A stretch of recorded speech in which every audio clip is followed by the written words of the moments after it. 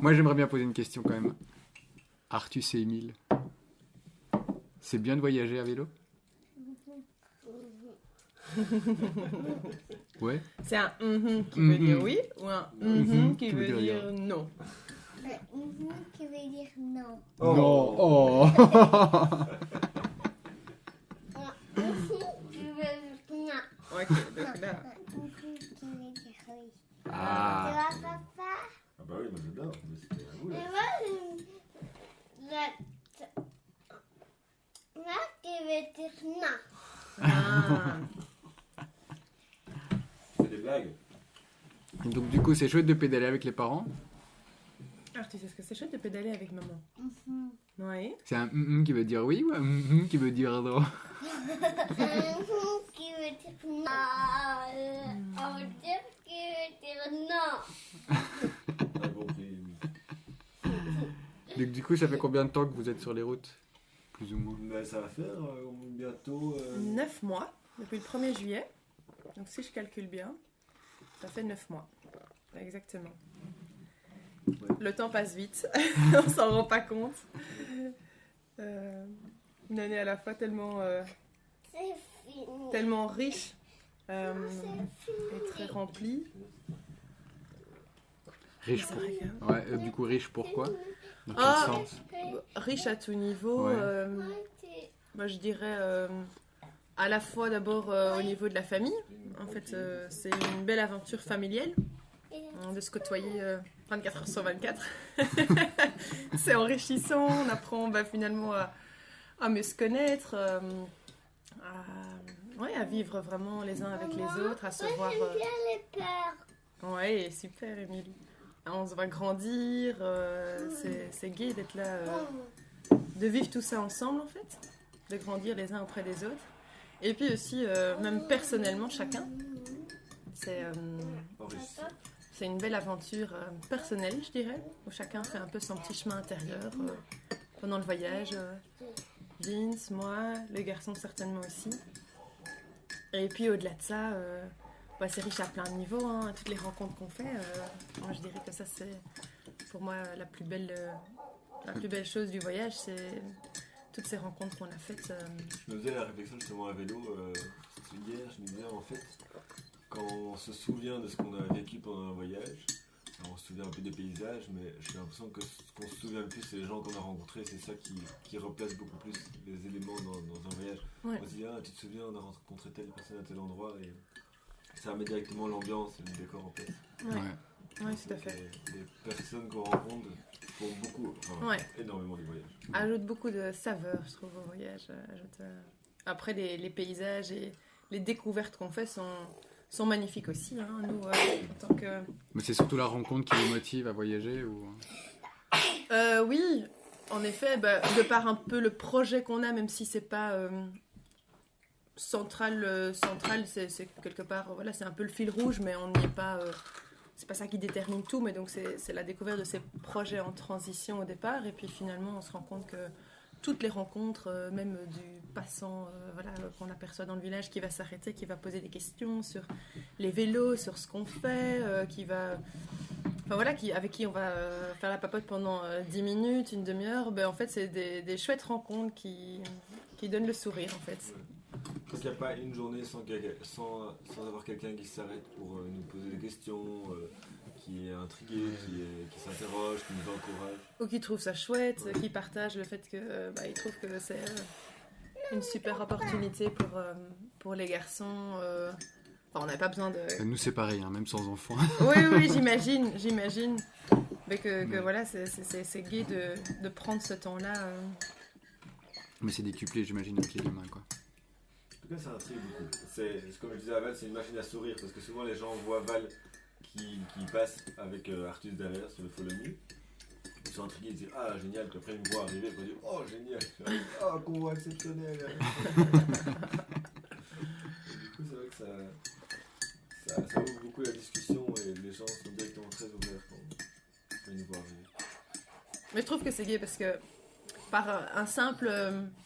par le vélo quelque part, parce que la conversation démarre de là, je suis frappée de voir comme en quelques minutes, on parvient à avoir des conversations très profondes avec ces gens, presque sur le sens de la vie, enfin voilà, ça tourne pas juste sur vous dormez où ce soir et comment ça se passe au niveau technique, mais en fait ça va beaucoup plus loin, je sais pas comment expliquer, mais c'est tout de suite très vrai comme ça, et du coup c'est ça aussi qui fait que je pense que ça nous touche autant. Ouais. Et donc, du coup, au niveau de l'organisation, comment ça se passe avec parce qu'ils ont quel âge, Artus et Émile? Alors ça, je vais leur laisser répondre. 200. Même- 2 ans et demi. 2 ans et demi. 5 et 3. Ah, attends, oui. on va se mettre d'accord. On prend de l'avance On ou... va se mettre d'accord. Oui. Tu as raison. 2 ans et demi, mais bientôt 3 ans. Oui. Et Artus, toi, tu as quel âge actuellement? 4 ans et demi. 4 ans et demi et bientôt 5 ans. 5 ans d'abord, avant 5 ans et demi. Ouais, donc on est parti quand ils avaient 4 et 2, et là, ils ont presque 5 et 3. Et ça se passe comment? Ça se passe bien, en fait. On a une certaine organisation sans trop organiser les choses. Je sais pas si c'est clair, mais...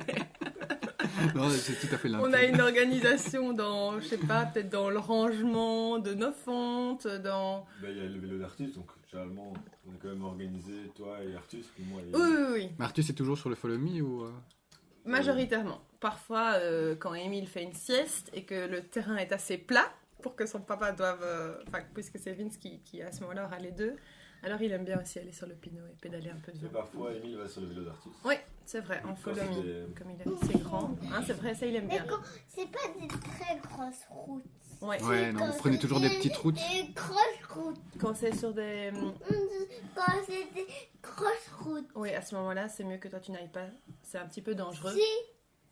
On a sur les petites Sur les routes. petites routes, hein. À ce moment-là, tu peux C'est venir un peu dangereux, derrière. ça.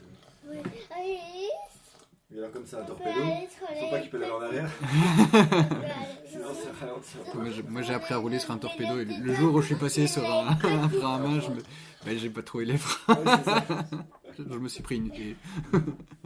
Ouais, du coup, Émile, comme il sait pas encore dans quel sens il doit pédaler, quand il se met derrière Valentine, il faut lui dire de pas pédaler parce que sinon. Sinon, je Ouais. sens qu'on freine derrière moi et ça, c'est pas le but. Surtout dans les côtes. Exactement. Voilà, il dépose ses pieds sur le cadre et il est comme ça.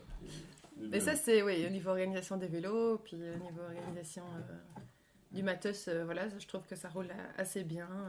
Ouais. On est à la fois fort chargé et je crois pas trop. Enfin, en tout cas, on essaye de pas être trop chargé pour 4 personnes avec tout le matos. Et du coup, dans les Cévennes, ça va, c'est pas trop rude. Mais c'est vrai qu'en fait, ce qu'on dit à chaque fois, c'est qu'on fait notre aise en fait. Et puis là aujourd'hui, on va faire.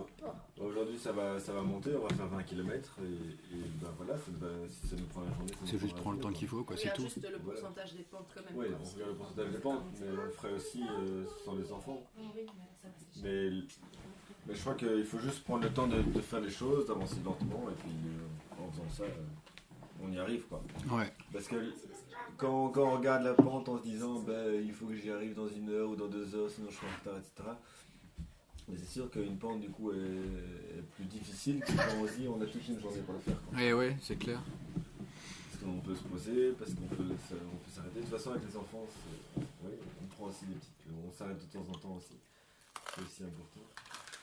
Donc non, oui, non et non, parce que c'est difficile, parce qu'il y a beaucoup de montées, mais d'un autre côté, on prend le temps. Du coup, on fait juste moins de kilomètres, on avance moins vite, mais on Ouais. en profite tout autant. Et c'est tellement beau que ça en vaut largement la peine. Ben ouais. Et du coup, Artus et Émile, c'est chouette de rouler par ici à vélo. Est-ce que vous aimez bien venir par Est-ce que ici? vous aimez bien? C'était beau les derniers jours quand on a longé la gorge avec la rivière dans le fond. Mhm. Mhm. On s'arrêtait souvent et qu'est-ce qu'on disait? Moi, je fais quoi? Mhm. Vous êtes tombé dedans. On se Dans disait le quoi, Tarn, Artus, ouais. quand on voyait les petits ponts sous la roche et puis on arrivait devant le paysage? On trouvait que c'était joli. Super beau. Pour dire oui. Ah, c'est un oui.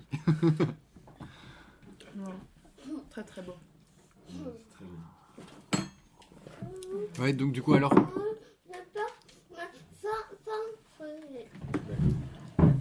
vous voulez un peu réexpliquer un peu votre voyage, là, du coup? Mais donc on est parti... ça C'est un voyage qu'on préparait depuis, en tout cas dont on rêvait depuis longtemps. Et puis voilà, le Covid est passé par là, comme pour beaucoup, donc tout ce qui avait été un petit peu prévu à la base a été modifié. Mais il est juste en train de couper, chérie. Mais c'est pas grillé. C'est pas grillé, c'est juste coupé. Il est en train de couper. Et C'est une machine. voilà, je crois que le mot d'ordre d'adaptation, finalement, on s'est dit que c'était la première leçon de ce voyage, c'était de l'adaptabilité. S'adapter sans cesse aux règles, aux circonstances, du coup, modifier les itinéraires. Et c'est dans l'absolu, c'est une très belle leçon de vie et aussi des très belles découvertes. On a commencé par rouler le 1er juillet, 2 mois en Belgique. 2 mois en Belgique. Ouais, en Wallonie, je précise. C'est quand même un exploit. Et on n'a pas tout vu encore.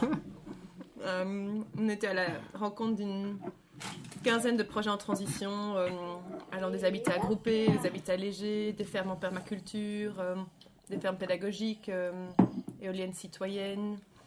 Enfin, tout de super chouettes projets.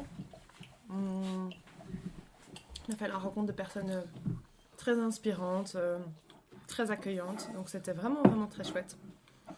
On a découvert notre propre pays aussi, finalement, qu'on ne connaissait pas très bien. Et c'est très gai de rouler en Belgique, je trouve. Voilà, à tout niveau, des chouettes...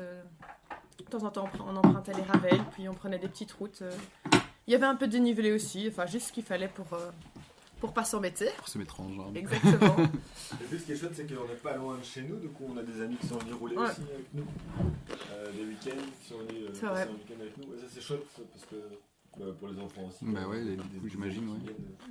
C'était du coup des chouettes moments. Donc au final, très très chouette.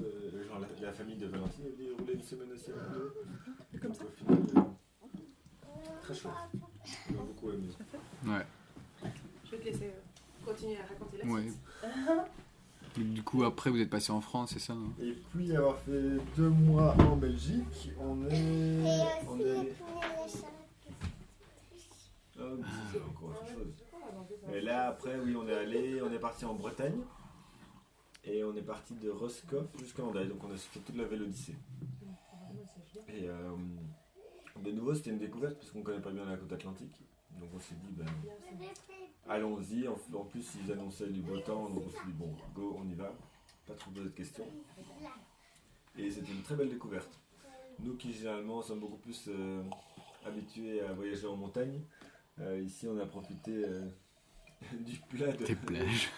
des plages et du plat. On avait pris des seaux et des pelles. Et c'est vrai que du coup les garçons étaient aussi super contents. Ouais, du coup, c'était tous les jours à la plage, quoi. C'est tous les jours. Au début, on n'avait pas trop la plage. Parce que d'abord, on traverse la Bretagne. Puis après, Nantes, Ouais, on à était partir loin de de la plage. Et là, c'est vrai qu'on a bien profité avec les garçons. Alors, on était en septembre, on a démarré. Donc, il commençait quand même à faire un petit peu froid.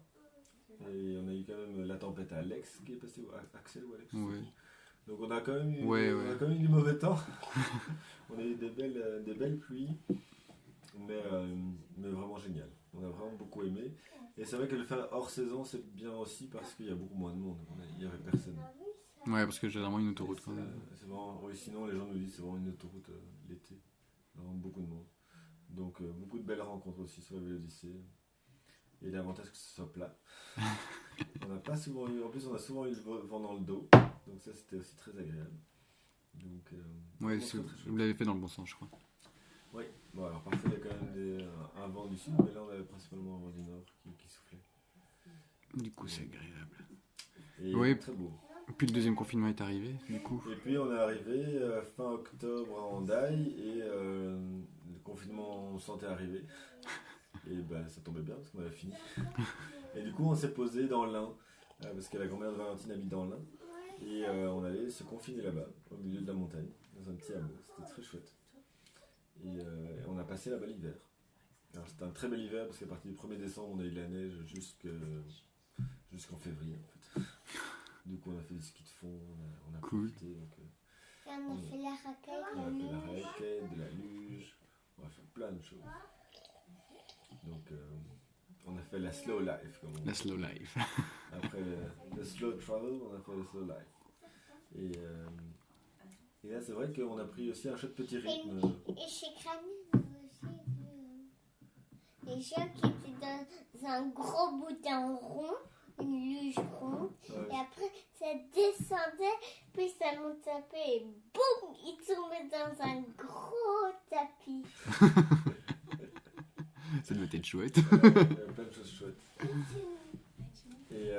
Donc, début mars, là, on est reparti. On est redescendu à Montpellier, du coup, en train. Et à Montpellier, on est remonté, on a zigzagué. On a fait la Camargue, Ouais. puis on est monté vers Avignon, puis on est repassé les Cévennes, puis le Larzac, Gorge du Tarn, et puis voilà, on est arrivé à Florac. Là où on est pour l'instant. Et puis on continue maintenant jusqu'à Genève. Et l'idée, c'est de Genève de prendre après le train pour aller nous rendre en Scandinavie. En Scandinavie, ça c'est la suite du projet. Si les frontières le permettent. Oui, si les confinements ne se concrétisent pas trop. C'est vrai que, comme disait Valentine, les confinements et la crise sanitaire influencent beaucoup notre trajet et font qu'on doit s'adapter tout le temps. Mais voilà. Bah, Donc, après, voilà, à force de s'adapter, on découvre toujours de chouettes choses. ouais, exactement. Et ouais. Chaque fois des belles rencontres, chaque fois des beaux endroits, chaque fois. Par exemple ici, c'est vrai que normalement on devait partir début janvier en Espagne, faire l'Espagne-Portugal, faire la côte, ce qu'on n'a pas pu faire. Ouais. Et on se retrouve finalement ici en France, coincé en France. Mais on est très content parce qu'on voit plein de belles choses, on découvre plein d'endroits qu'on ne connaissait pas. Et au final, la destination n'est pas le plus important, c'est le voyage qu'on fait, c'est où qu'on soit, je pense qu'on vit des belles choses, et Ouais. c'est le plus important. Alors du coup, peut-être attendre Valentine, mais j'ai une question qu'on pose tout le temps. Oui, c'est pour toi. Tu t'assois là. Celle-là. D'accord. Mais il faut aussi l'or avec la confiture. Pour Alors, faire généralement, du beurre comme tu peux. Voilà. On va poser une question. C'est une question qu'on pose généralement à tous nos warm-showers. C'est en une phrase, pour vous, qu'est-ce que c'est que le voyage à vélo? C'est une très bonne question. La première chose qui vous passe par la tête. Moi, j'aime bien la notion qu'on parle souvent de se reconnecter à soi, à la nature et aux autres. Et je trouve que le voyage permet, en fait, la manière de voyager, comme c'est lent et comme on est beaucoup avec soi-même, puis on est tout le temps dehors, c'est vraiment avec la nature. Et aux autres, parce qu'on fait plein de rencontres. Et donc, je trouve que c'est une bonne manière de partir à la rencontre de tout ça. Moi, je dirais que c'est vivre le moment présent. Moi qui ai toujours du mal à être dans l'instant présent, à me projeter beaucoup, etc. Quand je suis sur mon vélo, ben en fait, c'est pas que je pense pas, parce que ça m'arrive aussi, mais je sens que je vis vraiment dans le moment présent. Je suis dans l'effort, dans le mouvement. Je profite de chaque seconde, de tout ce que cet instant-là a à m'offrir en termes d'odeur, en termes de vue, en termes de ce que j'entends. Enfin voilà, à tout niveau, mes sens sont en éveil. Et moi, ça m'aide à... Ça me permet en fait de vivre l'instant présent. Cool. Et vous, Arthus et Émile? C'est quoi Moi le... aussi, c'est comme toi. Ah, ouais, c'est comme maman. Et toi, Arthus? Comme papa. Ah, bah voilà. Mais moi comme maman. Super. Allez, c'est